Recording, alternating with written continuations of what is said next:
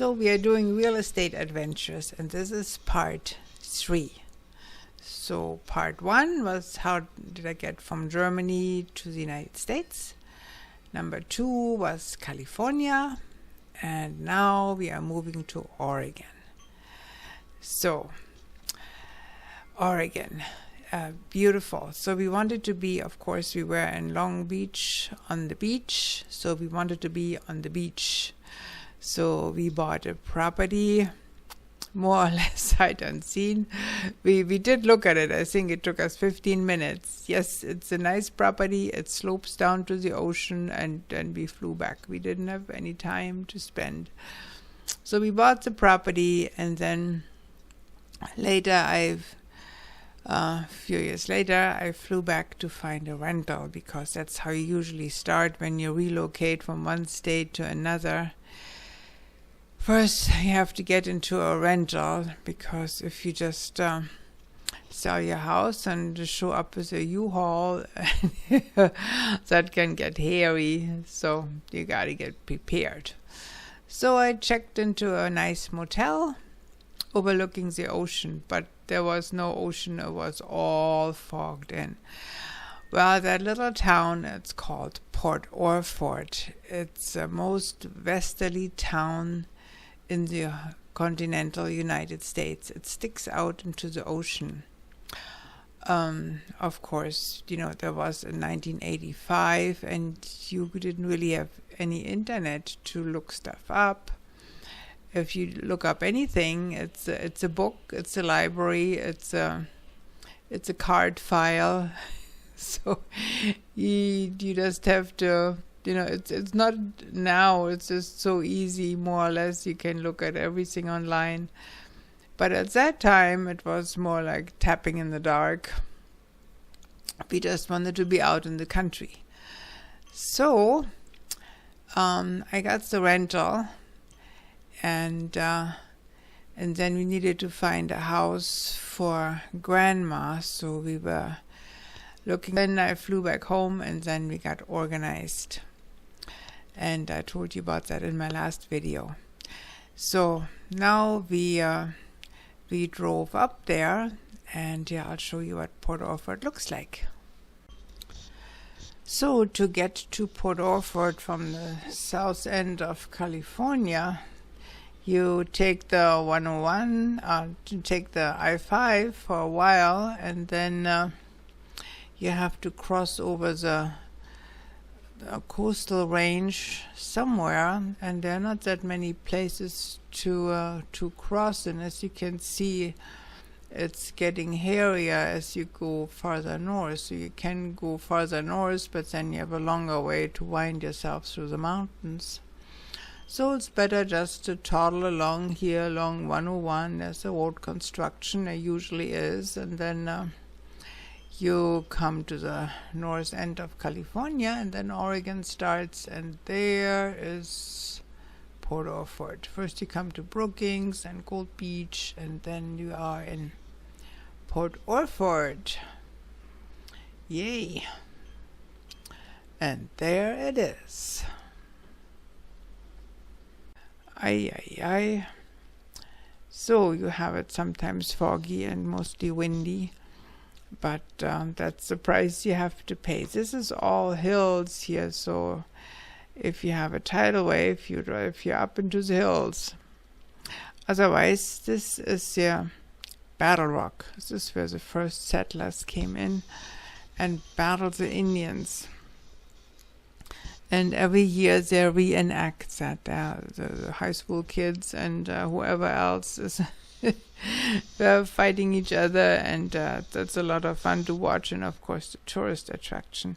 And then this here used to be a deep sea harbor, and this was a long rock sticking out into the ocean, but the Corps of Engineers and their infinite wisdom, they blew it up and made a little gravel jetty out of it.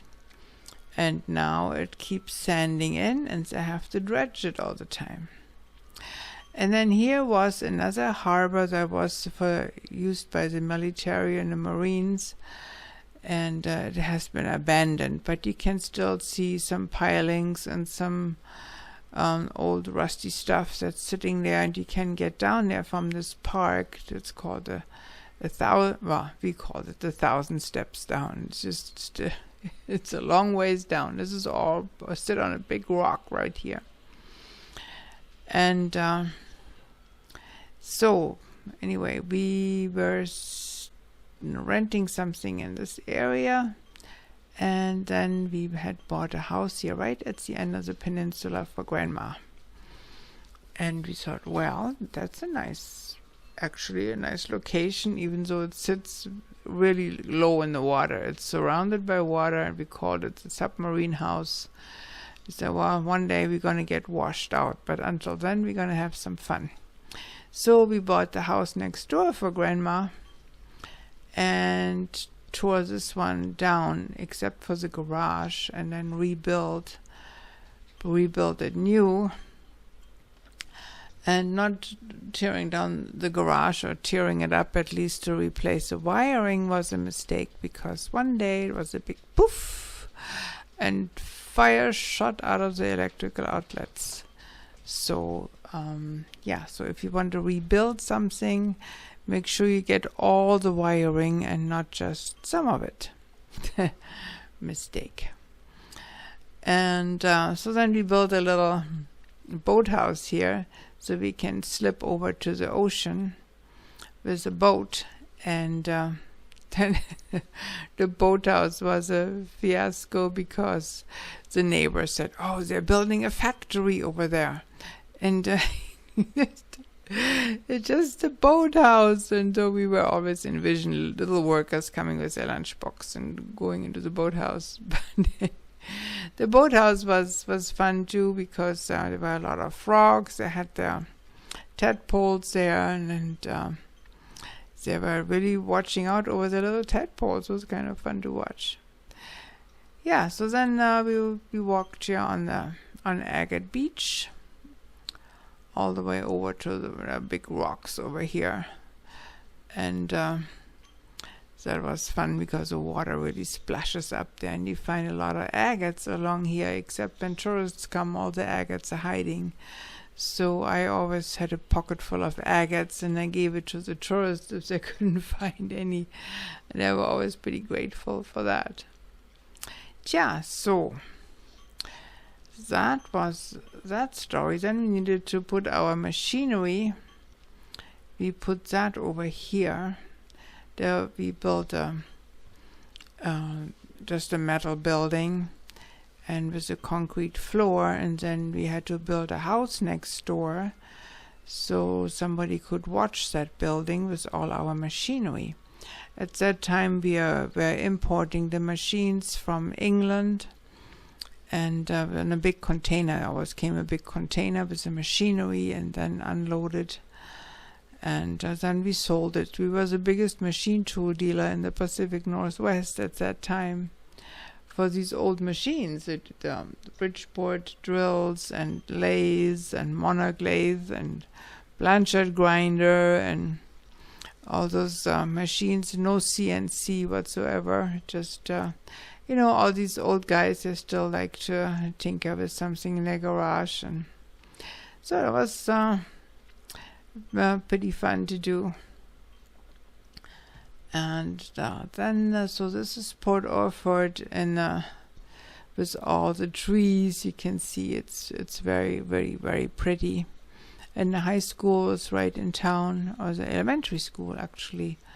And then the middle school was up north in Langlois, and then the high school was right there in town also. So that works out pretty good.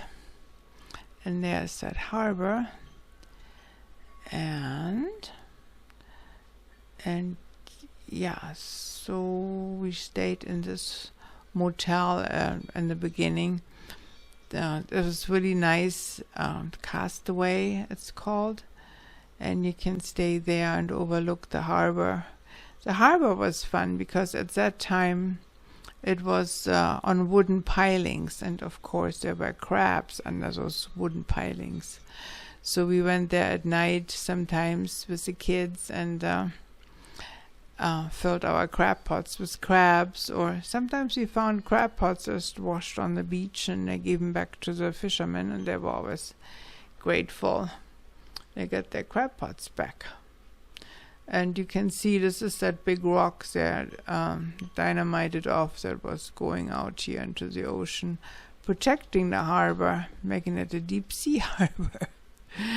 And yeah, deep sea harbor, no more.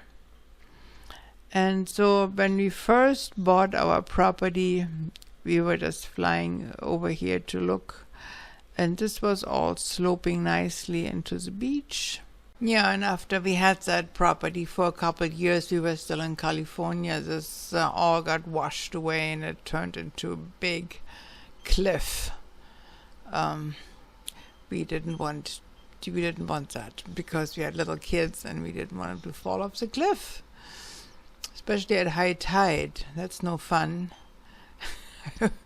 I walked on the beach once, and the little sandbar got pretty skinny, and I was walking on top of the dune, and that water came up and sloughed down the dune out from under me, so I had to step in the sand to get back up to the top. That was kind of scary. That could easily have been at the end of me. So yeah, but if you go on Paradise Point Road and go up here, then there's a parking lot, and you can park there and climb down that cliff. But then you have to go down here quite a ways until you find some agates. And next, when we first got there, this is Humbug Mountain. And we thought, wow, we can climb up there in an afternoon and come back down, no problem. Yeah, right. We got up to the top, and then it got dark, and then we had to go back that mountain in the dark. So you want to be careful when you are in an area you don't know, not climb on stuff and think you'll make it before nightfall. At the bottom of Humbug Mountain, there's a little dinosaur exhibition in the forest. It's kind of jungly in there, and they have plastic dinosaurs in life size. It's kind of fun to go through there with kids.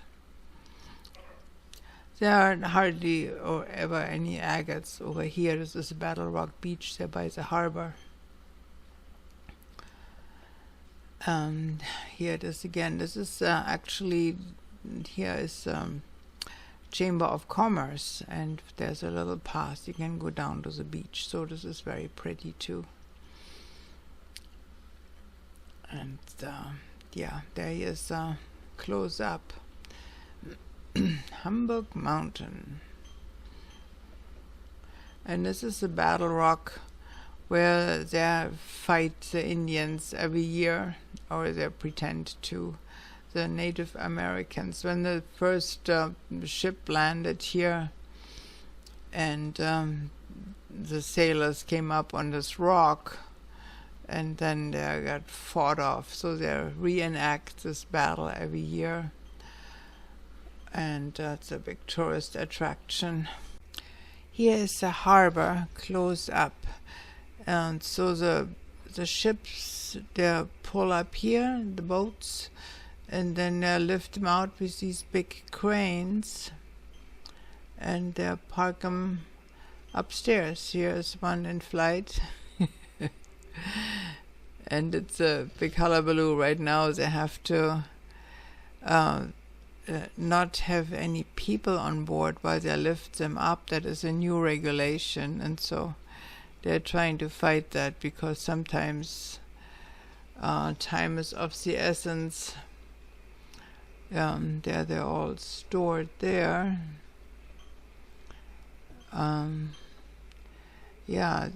Sometimes they're just time up there in that little bay, and then comes a big wind overnight, and then the boat sits on the beach.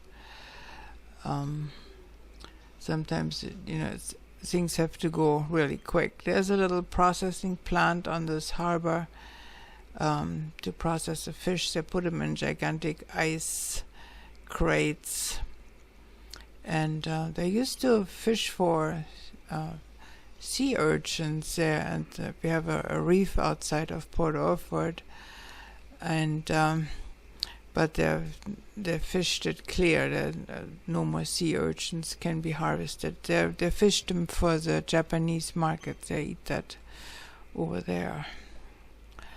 So here is a quick oversight. You can see it goes up the hill from those little homes, and 101 goes right by there. That's 101 right there, and you can drive along. It's a beautiful drive down to Brookings. You're seeing a lot of those sea stacks. Oh, and then we have a lighthouse, Cape Blanco Lighthouse, and it's a little bit farther north, but it's very nice. You can climb up to the top, and you see the glass. The glass was made in France in 1800 something or other. It's really, really thick and louvered, and has all these facets in it to beam the light way out there. It's pretty cool. And near the lighthouse there is it's called the Hughes House, the Hughes Ranch. It's an old ranch house that used to be there, and it's totally renovated and restored inside and out. And during Christmas they have these tours. There's a Christmas tree in every room, and it's very, very nice. It's definitely worth visiting. It's open to the public. You have to Google it and making sure they are open. So then our next project was to buy a chunk of property over here and develop that. So we built a road in there, and then had all these lots, and put the phone line in, and the water and the sewer, and run it all through the planning department, and get a hearing and all that. And so we developed that little plot there, and that was nice. And then we bought a house over here on our peninsula, and we rented that out to some Section 8 people, and they had a bunch of little kids. That was great to play with, and we had some little kids, and that was a lot of fun. And then, if you want to go to the hospital, you have to drive an hour north to go to Coos Bay. And that can get hairy if you have an emergency. Like, of course, when you have 4 little kids, there's always something going on. So with my blinkers, wee, all the way up to Coos Bay, to the hospital a few more times.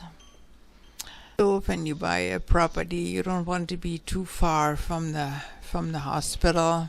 If you have some fragile family members, because that was, it's a 2-lane road, and going from Port Orford to Coos Bay, that was always an adventure if you're in a hurry. You don't want to call the ambulance, because by the time they get to you, you could have been already there. So there's a hospital in Coos Bay, and a very good one, I might add. And then there's, of course, Fred Meyer's and all the things you can go shopping. North Bend has an airport you can now fly in and out of. They fly to Portland at least, and I think they might have added some more destinations. And there is Mingus Park, which is really a nice park. And we bought also downtown, we bought a few commercial properties. One we rented out to the local sheriff's office, and then there was then a doctor's office, and bought a little mini mall of some sort and rented that out. So we had a little bit of income there. And then there's a really nice park called Shore Acres. If you have a chance, go there. There and Christmas they have it all lit up with millions of little lights. It's very, very pretty, and the waves just crash in there. It's very neat. And then Coos Bay also has a harbor, so they come in here, and then I think they go all the way around to park there in the harbor, and they haul logs over to Japan, and probably along with the sea urchins they were fishing. But that is always interesting to see. Sometimes they have an old barge. They had a submarine there for one time, and they have some exhibition, some old sailing ship. It's a really neat town. I really liked it there. So between Port Orford and Coos Bay, there's a nice little town. It's Bandon by the sea, and here is Bandon. They have a great golf course, but they have a really neat downtown right here where the harbor is. And they had a cheese factory there when we were there, and they always had something good. But they have great ice cream and candy. And anyway, we bought a house right here. There is a Face Rock Park. What is it? Face Rock Scenic Park. So right across from there, and then we rented that out as a Oceanfront Vacations or something like that. And I rented that out for quite a long time, and it was an Airbnb, and I always told them you have to leave it clean. So they brought their own vacuum cleaners and their own cleaning stuff, because I was hightailing over to Flagstaff, but that is on adventures number 4 that we will see the next one.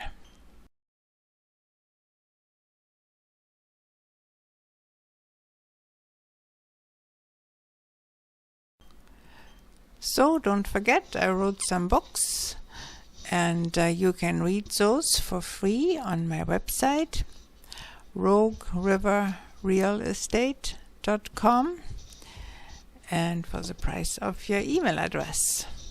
So come and see me there, and I'll have the next video ready for you next time.